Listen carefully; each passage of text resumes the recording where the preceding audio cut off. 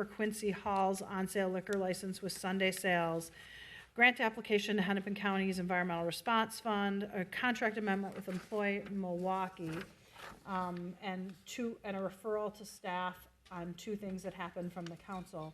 And then agenda items 4 through 9 for approval if there are no further comments or questions. Seeing none, all in favor of approving the consent agenda signify by saying aye. Aye. Any opposed? Those items are approved. Then we'll move to our major item on our agenda today, which is the reappointment of our Director of Regulatory Services, Kim Keller. I know the mayor is going to be here. I had heard the mayor was going to be here, but perhaps we'll just open first by taking public testimony. Is that workable?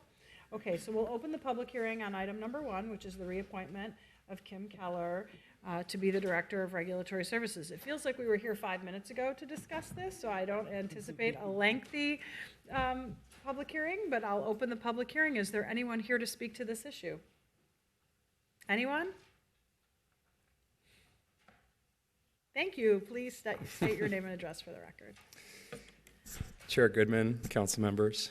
My name is Eric Gustafson. I'm a program officer with the Family Housing Fund. I'm here to speak in support of the mayor's nomination of Director Kim Keller to continue leading regulatory services. A renter revolution is underway around the Twin Cities region, sparked in large part by Minneapolis renters. There's much the city can and is doing to ensure everyone has fair access to the building blocks of a stable, healthy, and prosperous life. And that includes home environments that support the success of our city's next generation. Safe, well-managed rental homes can serve as that foundation. And while Minneapolis still boasts a diverse array of affordable rentals, their longevity, fair management, and ongoing affordability is far from assured. Minneapolis needs humane, visionary, and collaborative leadership to look after our fragile, affordable rental stock, while also leading efforts to protect the renter populations most vulnerable to unsafe conditions, predatory management schemes, and other harms.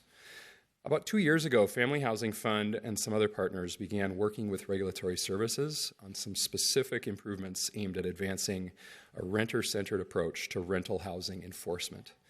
These include renewed use by the city of tenant remedies actions instead of license revocations, a work group to coordinate on inspections across departments and agencies, and improved inspections to protect renters from the negative health impacts of mold and water intrusion, infestations, and lead-based paint. Considerable progress has been made through these collaborations and through many other efforts inside and outside of city government, driven in part by Kim Keller's leadership. We're now preparing to embark with Kim and her team on the development of new trainings, supports, and resources for small landlords, with the vision of supporting and expanding a pool of responsible and capable rental property owners residing and operating in neighborhoods across Minneapolis and the Twin Cities region. Chair Goodman and council members, Mayor Fry, you have an opportunity today to put renters first in policy and in practice by selecting and supporting a humane, visionary, and collaborative leader as your Director of Regulatory Services. I urge you to support the reappointment of Kim Keller for this critical role. Thank you. Thank you. Thank you for being here today and for your testimony. Is there anyone else here to speak to this issue? Please step forward and state your name and address for the record. Good afternoon, Chair Goodman and council members and Mayor Fry. My name is Joey Dobson. I'm a housing policy attorney with MidMinnesota Legal Aid. I'm here to support enthusiastically the reappointment of Kim Keller as Director of Regulatory Services. As you know, Legal Aid does a number of things, provides free civil legal services to residents of Hennepin County. One of our most robust practice areas is our housing practice, where we represent hundreds, if not thousands, of Minneapolis tenants in eviction cases and other landlord-tenant disputes. In my role and in my colleague's role representing tenants in the city, we've had the opportunity to work closely with Ms. Keller in her role. We work closely with Reg Services as they regulate landlords and oversee landlord licensing, and more recently have taken the turn to more effectively and intentionally supporting renters in our city in that landlord-tenant relationship as well, thanks in part to the support of the City Council. A majority of the tenants that I represent and my colleagues represent are facing health and safety hazards in their homes, as Eric mentioned. The role that regulatory services and housing inspections plays in making sure that our families, our neighbors, are living in safe, healthy homes cannot be overstated. This affects people's ability to get to work, people's ability to be healthy so that they can go to school, kids making it through the day. And these are the things that Kim remembers and brings to the conversations about these issues. She stays grounded in the humanity of the lived experience of our neighbors. It's not just about policy with Kim. It's not just about politics and budget items. It's about the lived experiences of people who live in our city. Are our kids healthy? Are our kids safe? Are our families able to get to work and contribute meaningfully to our communities? And not everybody who would serve that role would stay as grounded in that part of why this work is important, and she does that. Whether it's through leading on work through the Strategic Racial Equity Action Plan, or really embodying the Renter First policy and making sure that the human lives at play are held first and foremost in these policies, Kim is always focused on that part and does it in a way that is collaborative and effective. So with that, I would just say we strongly support her reappointment, and we appreciate the ongoing work that we will be continuing to engage in with her in her office. Thank you. Thank you for your testimony. Is there anyone else here to speak to this issue? Anyone? Anyone? Seeing none, we're going to close the public hearing, and I'd like to invite the mayor to say a few words since he took time out of his schedule to be here today. Thank you, Madam Chair. I appreciate the opportunity. Members of the EDRS committee, thank you for having me here. I'm really proud to join you all to speak in support of the reappointment of Kim Keller as the Director of Regulatory Services. Several of the speakers have already outlined the reasons aptly, but I wanted to state them for myself. First, passages of major pieces of policy have taken place over the last couple of years, including renter relocation benefits, renter protection ordinances, and of course the Renter First policy. And Director Keller has found a way to incorporate this into our already existing practices, but using it through a new lens. And that new lens is one that doesn't just focus on the regulation of buildings and the enforcement of the code, but it really looks at how we center people, and specifically renters, at the center of the process to ensure that they are protected, to make sure that they are healthy, and then ultimately making sure that they're taking that our city is benefiting from the practices at large. Also, she's continued to resolve a lot of complicated financial issues, one of which is the revolving fund, which does not get a lot of attention. But there was a very significant gap in our budgeting when we started or commenced the 2020 budgeting process last year. And Director Keller found a way to start to bridge that gap and then planned for the future. And for those of you that don't know, this gap resulted from the fact that we used to get a whole lot of money from vacant and boarded property fees. What happened is that we now have fewer vacant and boarded properties, and with fewer vacant and boarded properties, we don't get as much money. And that money, for better, for worse, and in my view, it was for the worse, went towards paying a huge slew of our employees. And you should never have to rely on paying your employees by doing something that you don't want to have present in your city. It doesn't make a lot of sense. And so, yes, we did make that shift. Yes, Director Keller helped out a whole lot. And I think we'll see the benefit for it in coming years. Finally, and I have a feeling that Councilmember Allison may speak to this in a second here, but there was a settlement agreement with the new owners of the Friends Building, preserving affordable and stable housing for more than 500 units with rent caps and just cause evictions. This was something that was unprecedented, the way we handled it. It was tough, it was sticky, but we were willing to really jump in.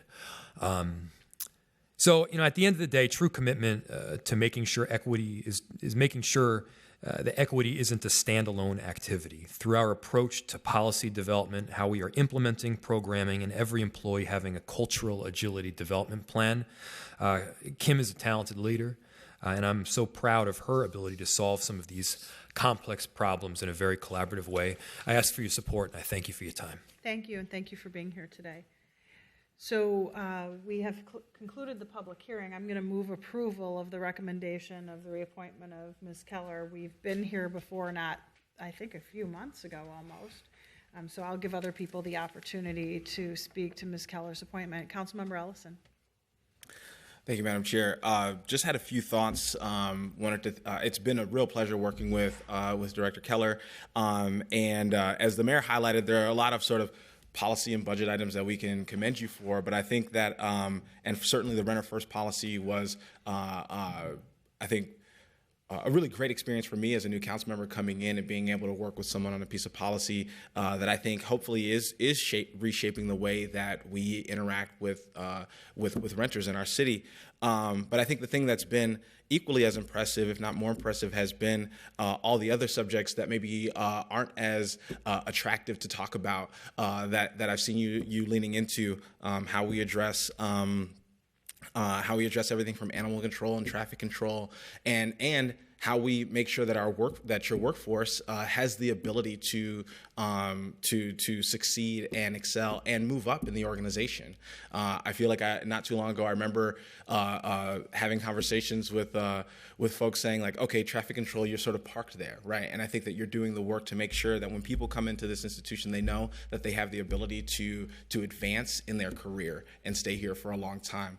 And so Director Keller didn't just show up and decide to keep the lights on. I think that you showed up and really decided to shape this organization into something that we can all really be proud of. And I commended CPED and the leadership of CPED for working with Reg Services, but so I have to equally comment and say that I really appreciate that Reg Services has been willing to collaborate with other departments, especially as it pertains to us dealing with some really difficult landlords in our city, and hopefully instead of reacting to them, we're going to be able to build a future where we are building towards a space where we can kind of get ahead of that issue and support renters on the front end. So thank you, and I'm happy to support your reappointment. Councilmember Fletcher. Thank you, Chair Goodman. I think in addition to the public testimony that we heard on the housing front, where we've seen some really remarkable work happening on tenant protections, I just wanted to lift up some of the policy work that's happening. We've been working very closely together on short-term rental policy and sort of thinking about how, a lot of times when you get into policy questions, the real question is how would you enforce that? And I really appreciated the way Director Keller has really leaned into a lot of that conversation with us. So happy to support this today and appreciative of that work. So once we take this vote, I'm going to ask Ms. Keller to come forward. She might have a few words to say. I'd also love for you to introduce your team that's here today, just so everyone can see who really does the work under your leadership. And they, probably have team members who are here too. And anyone who's in Reg Services, I would love to have them introduced. On the chair's motion to approve the nomination, all in favor signify by saying aye. Aye. Any opposed? That item is unanimously approved. Ms. Keller, please say a few words. Good afternoon, Chair Goodman, council members. Thank you so much for the opportunity to address you all. Last June, we were here in June, I stood before you and I told you that I have 4 goals for regulatory services. I want us to have code that is reflective of our values and puts the needs and safety of people and pets first. I want us to organize our work in ways that are both effective and efficient, that are data informed and are proactive.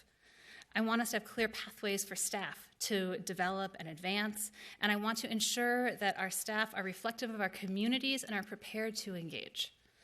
We have been working toward the vision that these goals paint throughout 2019, and I believe that we have made progress. As is mentioned, some of the policy work, and I'm going to kind of tick through a little bit of it as well because I'm really proud of it. Our policy work in 2019 included the passage of the Renter First and Strategic Racial Equity Action Plan, as well as ordinances on screening criteria for renters, security deposit caps, lead and energy disclosures, an emergency repair board, and renter relocation benefits. We have fully committed to these policies. For example, implementation of the Renter First policy has started with staff and saying, how would you implement this? We have met with every single regulatory services employee who works and interacts with renters. We also have an anticipated 7 engagement sessions with renters, property owners, nonprofit partners, and partner departments in order to better understand how to live this policy and prioritize the projects in it. I anticipate being just as busy in policy work in 2020, including the right of first refusal and short-term rental ordinances, as well as making any needed code changes that happened in a couple of different studies that happened in 2019 as well, around our inspection study and around our shelter operations at Animal Care and Control.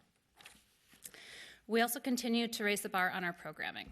2019 saw us having some of the best animal live release rates in the nation, standing up an interdisciplinary work group for renter protections, having nearly 30 completed or active tenant remedies actions or conditions on rental properties, and this is from 5 the previous year, beginning portfolio-based inspections, and addressing more than 30,000 311 service requests and traffic control, which is a 109% increase from 6 years before that. The policy work of 2019 is naturally going to lead to the programmatic and implementation work of 2020. Included in this will be operational changes based on the studies that I mentioned and the action plans. We're also looking ahead in order to better anticipate and project future bubbles in work so that we can be proactive about that. Staff continue to be the lifeblood of regulatory services, and we are investing in them in important ways. Through career pathways, we have apprenticeship programs that we've started in 2019, and details. We do alternative work arrangements for better work-life integration. Through Mayor Frye's 2020 budget and all of your support, we anticipate staffing stability as we work to sunset the revolving fund. As we all know, the Twin Cities Metro continues to have some of the worst racial disparities in the country for household income, unemployment, home ownership, and incarceration rates. As public servants, regulatory services knows that our jobs are about more than code enforcement and that we play a role in closing these gaps. The important life-saving work regulatory services does impacts people in very personal ways. To learn more about the communities we serve and serve with, every employee in the department has created their own individualized cultural agility development plan. We also invested in the intercultural development inventory for all formal leaders in the department, and our equity and inclusion team is very active and rolled out an outstanding portfolio of programming. As I think about the change that we're driving toward, the ecosystem that we are building, no matter the content area, I believe that these goals are the ones that are going to carry us through. They speak to the systems that we build and maintain, the programs we run, and the people that we serve and stand beside. So I serve at your pleasure, and I'm very honored to do so. My passion, though, why I love this role, is to serve regulatory services employees and the people who live in Minneapolis. Understanding the realities that our communities face, seeing all of our communities as assets, and being accountable first and foremost to them, that is what moves me, what keeps me up at night, which brings me back in the morning even more committed to making change happen. Being with people through change and working together to make something valuable, that will have an impact. And that is the work that feeds me. So thank you for your trust and your support. I do want to recognize the amazing leadership team of regulatory services for your dedication and your guidance, and department staff members for making our team one where people lean on and launch each other as we do fantastic work. So I will recognize some staff in the room here. We have our Director of Traffic Control, Clara Schmidt-Gonzalez, our Director of Operations and Engagement, Saray Garnett-Huhuli. Brad Schmoll is our Manager in Fire Inspection Services. Kelly Jones is our Director of Housing Inspection Services. We also have some staff members in the room as well. Tanya Anderson, Andrea Bosniak, Kira Hasbargen, Christina Dowling. Anyone I missed on this slide over here? So yes, we have an amazing staff team, and you're right, they're the ones who do the work. Thank you. Congratulations to you, and thank you for all the good work you've done on behalf of all of our constituents. With that, we'll move on to the 2 other public hearings, starting with item number 2, Mary Ellen's Bistro. Good afternoon. Good afternoon. Thank you, Madam Chair and committee members. My name is Christina Stiester, and I'm a lead license inspector assigned to liquor establishments in the 2nd Precinct. I'm presenting an application from Mary Ellen's Bistro, owned by Mary Ellen's Bistro, LLC. Mary Ellen's Bistro is located at 300 13th Avenue Northeast in the 3rd Ward. The applicant is requesting an on-sale wine with strong beer and no entertainment license. Their hours of operation are 7 a.m. to 10 p.m. daily. They have indoor seating for 32 patrons. On January 14th, 90 public hearing notices were sent to property owners within 600 feet of the premises. Notices were also sent to the Sheridan Neighborhood Organization, the Northeast Minneapolis Chamber of Commerce and Council, Member Fletcher. We have received 2 comments from the community. Both responses were in support of this application. This space was previously Maeve's Cafe, which served as a small neighborhood restaurant serving breakfast and lunch only. As Mary Ellen's Bistro, there will be a full restaurant serving breakfast, lunch, and dinner. There have been no police calls or 311 calls due to this business's performances. They have not been open yet, but there has not been any calls for service in the past several years, even under Maeve's Cafe. The Licenses and Consumer Services Division recommends approval of an on-sale wine with strong beer, no entertainment license for Mary Ellen's Bistro. Thank you. Thank you. Are there any questions for staff on this item? Seeing none, we'll open the public hearing on item number 2, which is an on-sale wine with strong beer license for Mary Ellen's Bistro. Is there anyone here to speak to this issue? Is there a Mary Ellen? Please step forward, state your name and address for the record. I am Kaya Gumringer. My address is 300 13th Avenue Northeast. And my name is not Mary Ellen, that was my grandmother. Oh. So it's named after her, and I grew up with her on my North Dakota farm. So a lot of influences for the food and really the culture at our place will be kind of in honor of her and what she taught me. Yeah, so it's going to be a really great place. We're really excited to open the place in our neighborhood. We love Northeast, and we're really excited to try some new things and kind of keep that home away from home feeling that Maeve's has always been. So we want to carry that on and really have a place that's open to the community and serve some really great stuff. So, Well, thank you so much for being here today. We wish you all the best. Thank you so for your much. testimony. Thank you. Is there anyone else here to speak to this issue? Please step forward, state your name and address for the record. Hello, Hi. thank you for hearing me. My name is Jenny Krauser, and I am a co-owner of the Anchor Fish and Chips, which is right next door to the soon-to-be Mary Ellen's. And now as owners of that building, we've secured our own future there. And they have already, Vince and Kaya have already been our tenants above Maeve's.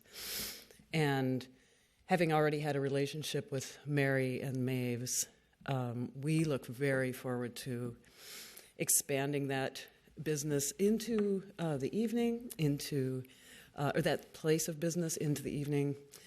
Beer and wine, I think it's a little bit more inclusive. It's absolutely symbiotic with our restaurant. It's a non-competitive situation, and I just think it's going to bring that wonderful street of 13th even more together. And we have nothing but high expectations and excitement about the project. Thank you for taking the time out of your schedule to come down today. Of course. Thank you for hearing me. Is there anyone else here to speak to this issue? Anyone? Anyone? Seeing none, I'll close the public hearing. Councilmember Fletcher. Thank you, Chair Goodman. And I'll just say, obviously, Maeve's was a beloved institution in the neighborhood, and you've got big shoes to fill. And reflecting a little bit, just thinking about it in relationship to this committee, when Maeve's opened 10 years ago, the rules were a little different about liquor licenses, and that made it impractical for Maeve's to get that license. So Mary really shaped her business around being a coffee shop in a different way.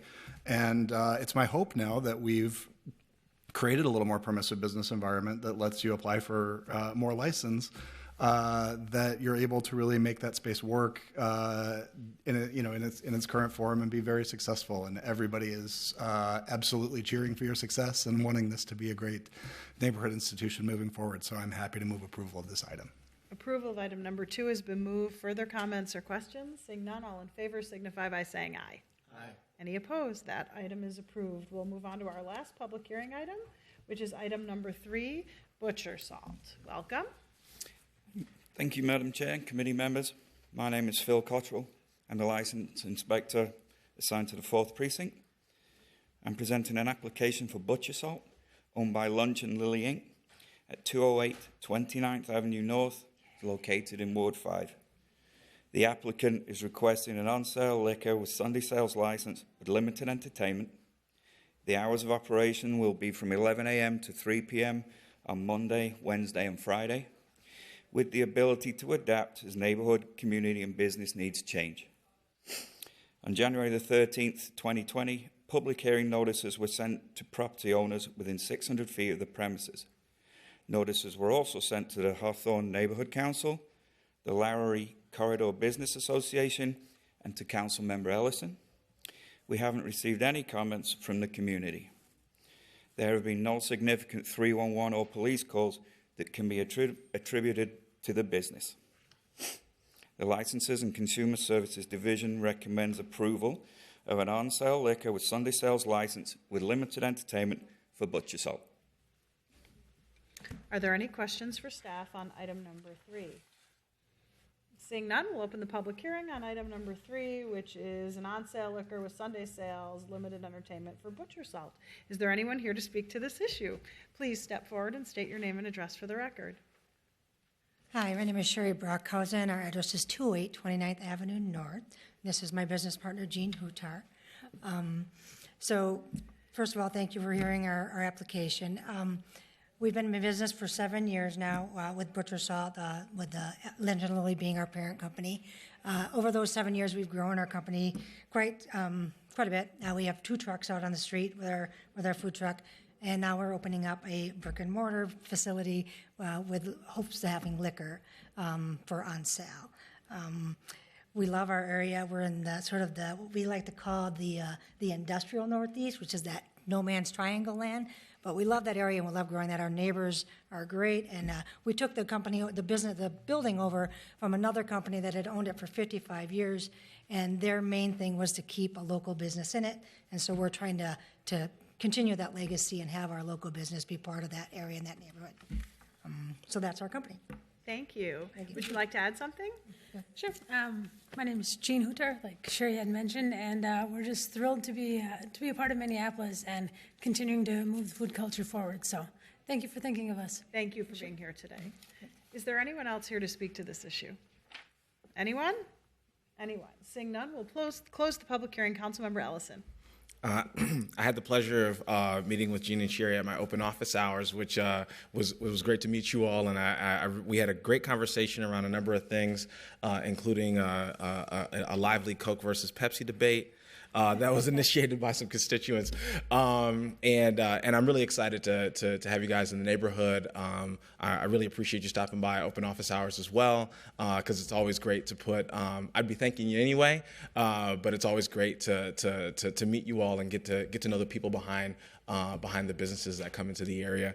And so, wishing you all the success. I'll be stopping by and eating plenty of food, I'm sure, and I'm happy to move approval. Approval has been, a motion to approve has been in order. I was just looking up this address to figure out where it was, actually. I'm very familiar with your food trucks. So I just want to say, as the main author of food trucks way back when, our primary motivation for doing this was to eliminate barrier to entry, to try to figure out how we can get small businesses going in a food truck model just for this exact reason, so that they could become bricks and mortar. We have had incredible success as a result of the hard work of a lot of people in this community, including you two ladies, who are doing something incredible. Where you are is pretty close to where I live too, so we should go up there together. Yes. I would love to see your restaurant. I really give you a lot of credit for opening up in this location, and hopefully, like what happened in the previous application, others will follow you. So you've been there, you'll be an anchor in this location, and others will come join you in this location as well. So congratulations to you. On Councilmember Allison's motion to approve, all in favor signify by saying aye. Aye. Any opposed? That is unanimously approved. Thank you for being here today. Our next item is a discussion item. This is item number 10. I had noted in the last council meeting we were going to take this up today, and Councilmember Allison has been working since the council meeting on this staff direction, so I will turn it over to him to discuss. Thank you, Madam Chair. I think this really came out of a number of discussions with colleagues around how we can, we do a lot for small business. I think that we've been asked by constituents, and I think that we're all believe that the city could do more. And I really wanted to invite a work group to come together to ask some questions about how we could lean into how the council could support staff in supporting small business. And so the original staff direction was a little broader. I think it covered a number of things. I've put together some new language that I think really zeroes in on small business, and so I can read that, and then I'm happy to take any questions from my colleagues or any questions from staff as well. So yeah, on that I'll read the motion.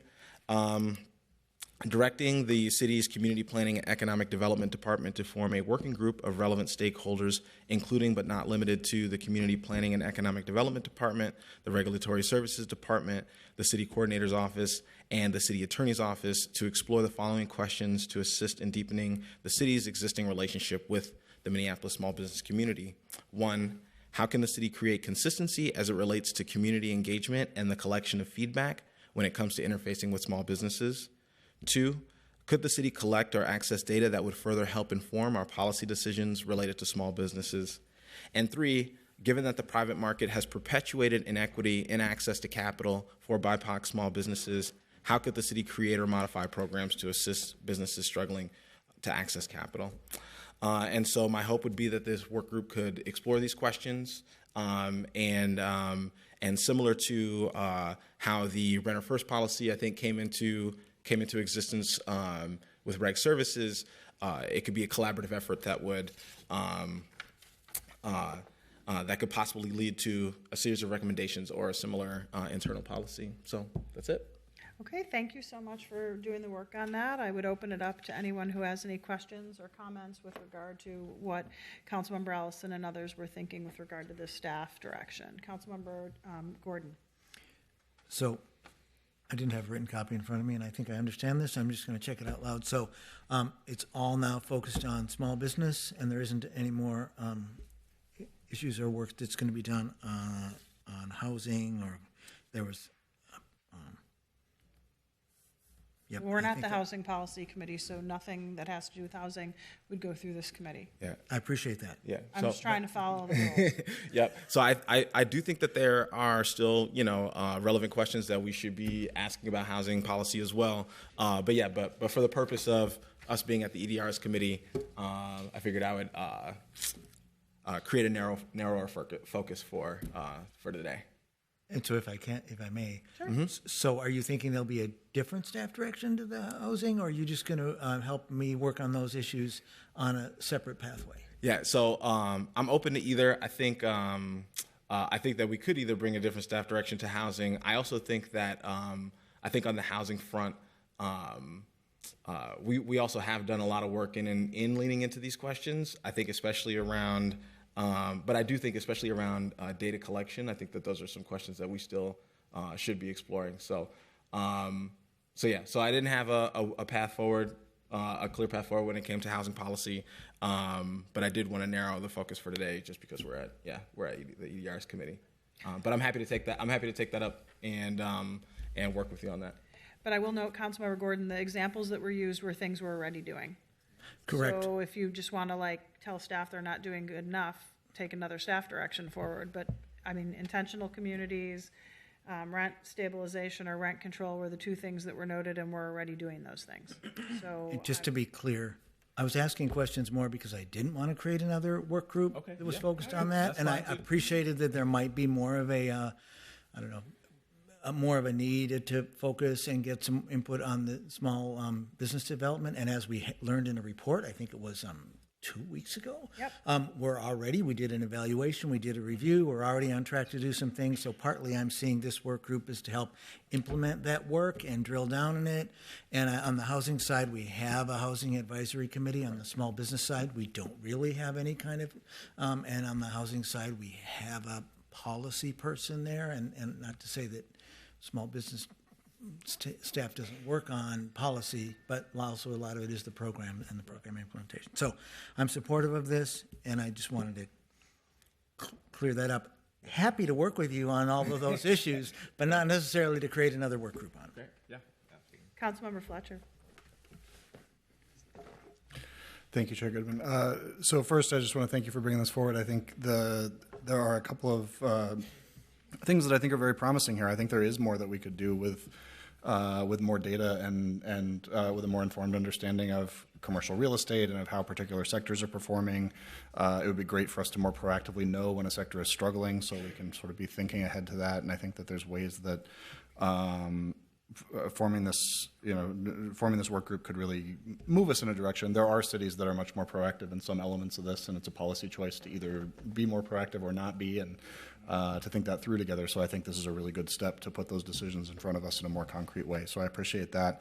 One thing I wondered is this names the internal city stakeholders that would need to be involved in the conversation, but it doesn't suggest getting small business owners into the conversation about how we would engage with small businesses. And I'm wondering sort of why that choice was made, or if that's something that you feel like is implied in this and you just wanted to make sure that we name the departments, or can you just kind of articulate what you're picturing in terms of stakeholder engagement? Yeah, absolutely. I think it says something relatively vague, like other stakeholders as needed. I didn't want to get into naming specific businesses or naming specific business or business organizations, and so I felt like that's something that we could maybe upon a first meeting get some feedback on from staff or from other council members about how we want to interface with other businesses. But yeah, that's why the language is kept a little vague, but I absolutely do anticipate engagement with small businesses. And also, I'll note there's no council members noted on this either, so Councilmember Allison will figure out with regards to quorum who he can engage based on the large number of people who showed interest. Yep, absolutely. I will just note, I did have an opportunity to review this language with Councilmember Allison. I'm very supportive of it because I see it as a follow-up to the small business report that we already had in committee, and then an opportunity to ask 3 very specific questions rather than we're not doing enough. What does that mean in an open-ended way? We're actually doing a lot. But these are 3 very specific questions that came up, and I'm hoping that the staff team can work to determine how they're going to make this move forward. Thank you for pointing out, Ka. You got it. Bang it. I didn't see you, sweetie. Councilmember Cunningham. Thank you, Madam Chair. So I just wanted to speak my support and gratitude for this. I think that these are really important questions that we should be exploring as a city. Small businesses have been demonstrated as a way to be able to build generational wealth, particularly for Black and Latinx families. And as we think about how do we address racial inequities that have been formed in the city, there is really a critical opportunity by focusing on small businesses as a pathway forward. In my ward, we have some amazing small businesses, but in comparison to the rest of the city, they're a relatively low amount. And so this particular issue is something I feel really passionate about because my constituents, since the election, during the campaign, folks have always asked for more businesses in the ward, and this is North Minneapolis, really being able to find an opportunity to be able to lift up BIPOC entrepreneurs to be able to become business owners in the community. And I really appreciate exploring the question on access to capital. There's just so much research that shows that access to capital due to other barriers is one of the most significant barriers for BIPOC business owners or entrepreneurs to become sustainable business owners. And so I'm really eager to look to get those results. One of the suggestions, questions that I have, and we've touched base about it, but I'm curious about when we can get a report back on these questions to be able, for us as a council, to be able to have a conversation and see where there are policy changes that are needed, where there are investments that are needed.